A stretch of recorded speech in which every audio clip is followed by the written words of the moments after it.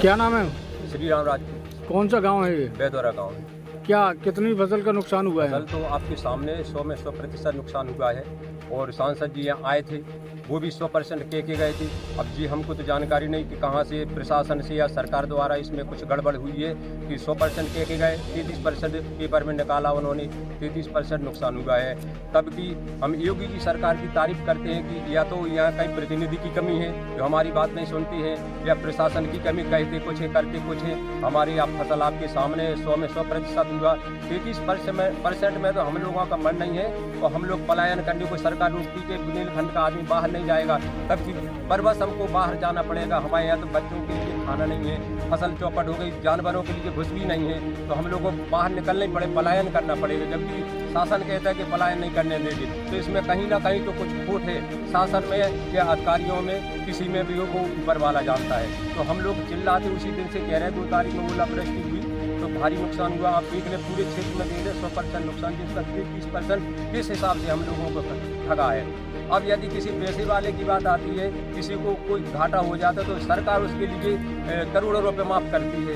हम किसानों के लिए तो इतना भी नहीं है कि यदि कभी हम बुंदेलखंड के लोग इतने परेशान हैं, कभी सूखा पड़ती है, कभी ओले पड़ते हैं, तो हमारी कोई यहाँ सुनने वाला भी नहीं। हम तो अभी भाजपा को वोट देते देते परेशान हो गए। इच्छित राज चला रहा है, हम लोगों को 27 सीट में बुंदेलखंड की 27 को भाजपा को देते हैं, फिर भी कोई आज देखिए सुबह से यहाँ हम बैठे अनशन पे, कोई भाजपा का नेता नहीं आया, न कोई जो चुटपुट नेता गांव के हैं जो हमें प्रतिनिधि बनाए हुए हैं, वो दलाली करते हैं, तो किसी को आने से रोक भी रहे हैं, वो किसी को आने भी नहीं दे रहा कि यहाँ पे क्या मौका है, तो लोगों को गुमराह कर रहे हैं कि वहाँ नहीं जाओ, कोई नहीं आएगा। तो हम इन नेताओं से परेशान हैं या प्रतिनिधि हमें लिए परेशान कर रहे हैं या शासन कर रहे हैं, हम ये तो नहीं जान सकते कि हम लोग सारे लोग परेशान हैं। आप कहीं भी बात कर ले पूरे किसानों के, हमारे क्षेत्र में देखें कि 100% नुकसान हुआ है। 33% में तो हमारे खाद बीज का पैसा नहीं है, मजदूरी कहाँ, क्या पलायन नहीं करें, क्या करेंगे, ये हमारी समस्या है। क्या नाम है? नरेंद्र राज।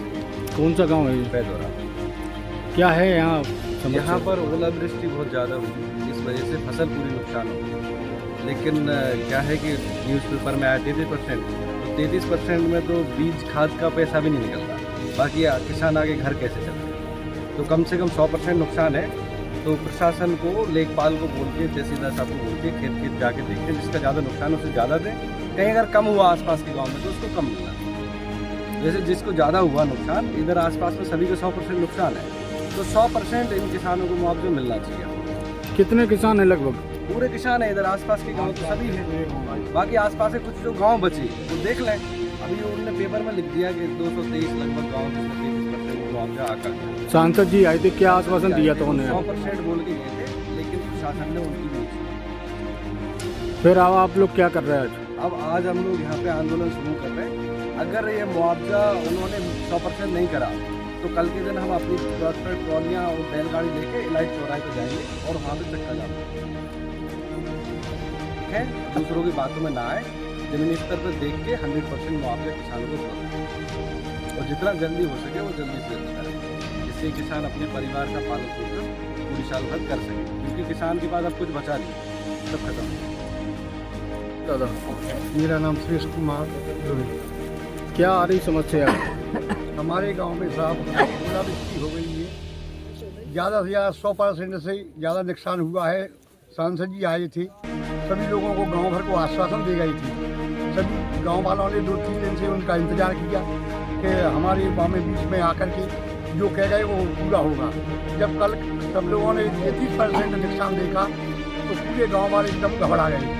अगर ये 50% नुकसान का मतलब देते तो कम से कम किसान के लिए जो बीमा हमारे 20 साल से सन 82 में पड़े थे ओले, उससे आज तक हमारा हर बैंक में बीमा कटता जाता है। कल अरबों रुपये उस बीमे में चला जाता है। लेकिन आज जब हमारा किसान का फसल नष्ट हुई तो कोई बैंक वाला कहता है, अभी हमने उस पर फोन लगाया था, तो कहते हैं कि आपका नुकसान 33% क्या हम देंगे, 33% नुकसान हुआ है, हम बीमा नहीं दे सकते हैं। इसलिए बैंक वाले भी परेशान करेंगे और यहाँ जो जनता के लिए परेशानी है, आपको यहाँ देखो इस प्रकार किसान, यहाँ बुंदेलखंड का किसान इस प्रकार परेशान है कि जो कहीं का किसान परेशान नहीं होगा।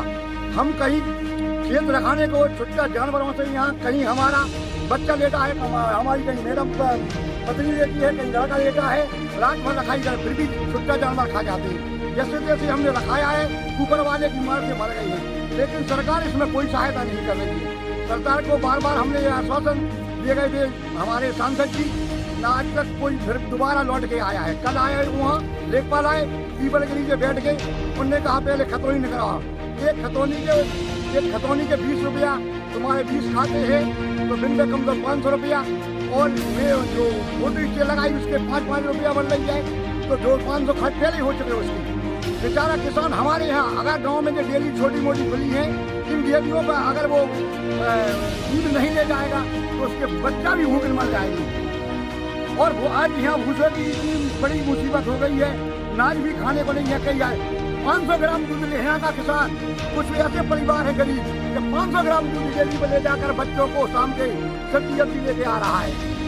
इसलिए हमारा अनुरोध है कि सरकार से बस सभी ग्रामवासियों का भी यही अनुरोध है कि सरकार हमारी मदद करे, जिससे हम बाहर पलायन नहीं करें, अपने बच्चे पाल सकें। राकेश राज, कौन सा गाँव है? ग्राम बेदौरा। क्या आ रही है अब समस्या यहाँ? इतनी बड़ी समस्या है साहब कि सरकार ने 33% मुआवजा जो स्वीकृत किया है, तो 40% तो हमारा इसमें लागत लगती है खेती करने की, और 33% अगर देंगे तो हमारे बीवी बच्चे को भूख मर जाएंगे।